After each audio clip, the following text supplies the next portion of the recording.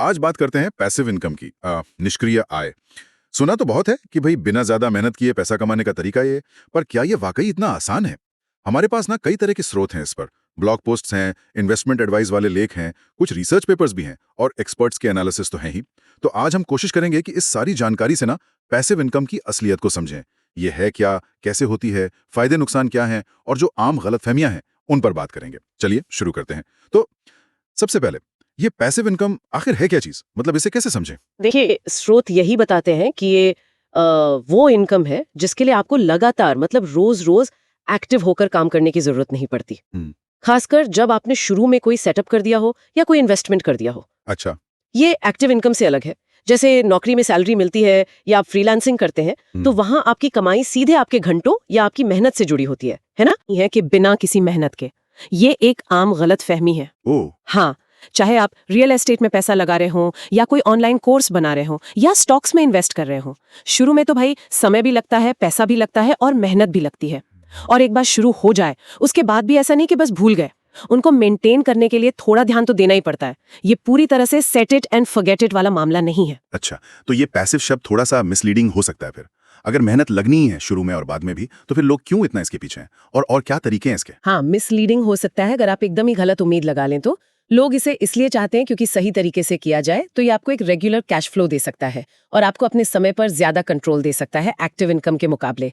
तरीकों की बात करें तो रियल एस्टेट तो सबसे क्लासिक उदाहरण है। जैसे मकान किराए पर देना। हाँ, प्रॉपर्टी किराए पर देना।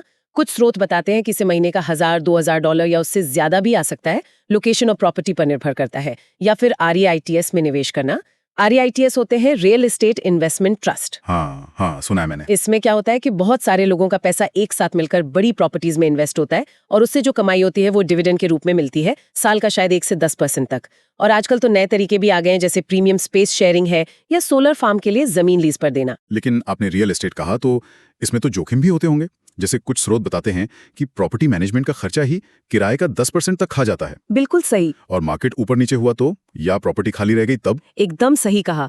हर तरीके के अपने फायदे और नुकसान है। रियल एस्टेट में ये सब जोखिम है, लेकिन निवेश के और भी रास्ते हैं, जैसे डिविडेंड देने वाले स्टॉक्स हैं। अच्छी कंपनियों के शेयर्स जो अपनी कमाई का हिस्सा शेयर होल्डर्स को देते हैं।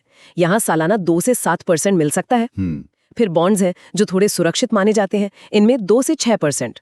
इंडेक्स फंड्स भी हैं जो पूरे बाजार की नकल करते हैं, इनमें 7 से 20% या ज्यादा भी रिटर्न आ सकता है, पर यह बाजार पर निर्भर करता है।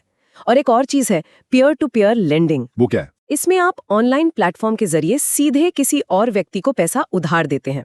रिटर्न अच्छा मिल सकता है, शायद 4 से 12% सालाना, लेकिन इसमें जोखिम ज्यादा है क्योंकि सामने वाला पैसा वापस ना करे इसका डर रहता है। अच्छा, ये तो हुए पारंपरिक तरीके। आजकल डिजिटल दुनिया की बहुत बात होती है, वहाँ क्या मौके हैं पैसिव इनकम के, जैसे ऑनलाइन कोर्स बेचना या ई बुक्स लिखना? हाँ, डिजिटल वर्ल्ड ने तो बहुत सारे दरवाजे खोल दिए हैं। ऑनलाइन कोर्स बनाकर बेच सकते हैं, ई बुक्स लिख सकते हैं, ब्लॉगिंग या यूट्यूब चैनल से भी कमाई होती है, विज्ञापन या स्पॉन्सरशिप से। और एक है एफिलिएट मार्केटिंग। हाँ, ये क्या होता है एफिलिएट मार्केटिंग? इसमें आप अपनी वेबसाइट, ब्लॉग या सोशल मीडिया पर दूसरों के प्रोडक्ट्स या सर्विसेज को प्रमोट करते हैं और जब कोई आपके दिए लिंक से उस प्रोडक्ट को खरीदता है तो आपको उसका कमीशन मिलता है। अच्छा। कई स्रोत ये भी बताते हैं कि जो डिजिटल नोमैड्स होते हैं, मतलब वो लोग जो कहीं से भी लैपटॉप पर काम कर लेते हैं, हाँ। वो अक्सर फ्रीलांस काम के साथ साथ यही डिजिटल प्रोडक्ट्स और पैसिव इनकम के तरीके इस्तेमाल करते हैं अपनी आय बढ़ाने के लिए।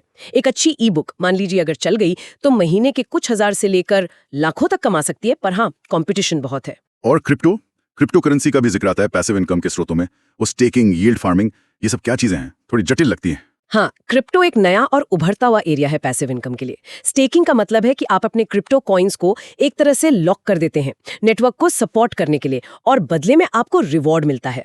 यील्ड फार्मिंग और क्रिप्टो लेंडिंग और भी जटिल तरीके हैं जिनसे आप अपने क्रिप्टो एसेट्स पर रिटर्न कमा सकते हैं। लेकिन जैसा आपने कहा, ये जटिल तो है ही, और जैसा विशेषज्ञ बताते हैं इनमें वॉलेटिलिटी यानी उतार चढ़ाव बहुत ज्यादा है, तकनीकी दिक्कतें आ सकती हैं और सुरक्षा के भी बड़े जोखिम हैं। तो क्रिप्टो में घुसने से पहले रिसर्च करना और जोखिम समझना बहुत बहुत जरूरी है। बिल्कुल। ये सब सुनकर लग रहा है कि रास्ते तो कई हैं, लेकिन हर रास्ते पर कांटे भी हैं। तो अगर कोई शुरुआत करना चाहे तो वो कौन सी आम गलतियां हैं जिनसे बचना चाहिए? स्रोत क्या कहते हैं इस बारे में? हाँ, गलतियां होती हैं। स्रोत कई चीजों पर ध्यान दिलाते हैं। पहली और सबसे आम गलती, तुरंत बड़े मुनाफे की उम्मीद रखना। रातों रात अमीर बनने जैसा कुछ नहीं है यहाँ, इसमें समय लगता है। ठीक है। दूसरी गलती, जो शुरू में मेहनत लगनी है या जो सीखना पड़ेगा उसको कम आंकना। तीसरी, अपना सारा पैसा या सारी उम्मीदें बस एक ही तरीके में लगा देना। डाइवर्सिफिकेशन यानी अलग अलग टोकरियों में अंडे रखना बहुत जरूरी है। सही। चौथी गलती, बिना पूरी योजना बनाए, बिना रिसर्च के बस कूद पड़ना। पांचवी, एक बार इनकम शुरू हो गई तो उसके रखरखाव पर ध्यान न देना। और छठी, जो शुरू में थोड़ी बहुत कमाई हो उसे खर्च कर देना, दोबारा इन्वेस्ट न करना। री इन्वेस्टमेंट से ही तो कंपाउंडिंग का फायदा मिलता है। तो एक संतुलन साधना बहुत जरूरी है। संतुलन। अच्छा, एक और दिलचस्प बात पता चली है रिसर्च से। जो पारंपरिक रिटायरमेंट प्लानिंग थी कि बस पैसे बचाते जाओ, हाँ, वो आजकल महंगाई और लोगों की बढ़ती उम्र के कारण शायद उतनी असरदार नहीं रही। तो क्या पैसिव इनकम एक तरह से रिटायरमेंट प्लानिंग का नया तरीका बन रही है? हाँ, कई एक्सपर्ट्स ऐसा मानने लगे हैं। पारंपरिक मॉडल जो सिर्फ बचत पर निर्भर था, उसे ये चुनौती दे रही है। पैसिव इनकम आपको रिटायरमेंट में भी एक लगातार कैश फ्लो दे सकती है, जिससे सिर्फ जमा किए हुए पैसों पर निर्भरता कम होती है। यह आपको वो हासिल करने में मदद कर सकती है जिसे फाइनेंशियल फ्रीडम या वित्तीय स्वतंत्रता कहते हैं। Financial freedom? हाँ, मतलब वो स्थिति जब अपनी पैसिव इनकम इतनी हो जाए कि आपके रोजमर्रा के खर्चे आराम से निकल जाएं, बिना एक्टिवली काम किए। लेकिन फिर वही बात, इसे बनाने के लिए सोच समझकर प्लान बनाना होगा, धैर्य रखना होगा और सीखते रहना होगा। तो कुल मिलाकर निचोड़ ये है कि पैसिव इनकम वाकई एक शक्तिशाली टूल हो सकता है, लेकिन ये कोई अलादीन का चिराग नहीं है कि घिसा और पैसा आ गया। इसमें असली मेहनत है, प्लानिंग है और जोखिम भी जुड़े हुए हैं। ये बिना काम के अमीर बनो वाला सपना नहीं है। बिल्कुल सही कहा।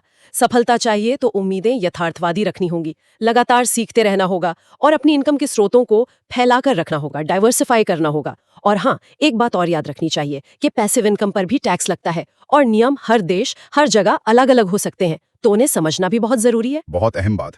तो जाते जाते श्रोताओं के लिए एक सवाल छोड़ जाते हैं। क्या वित्तीय सुरक्षा का असली राज सिर्फ पैसिव इनकम बनाने में ही छिपा है, या फिर एक्टिव इनकम यानी आपकी मेहनत की कमाई और पैसिव इनकम के बीच एक सही संतुलन बनाने में? सोचिएगा जरूर।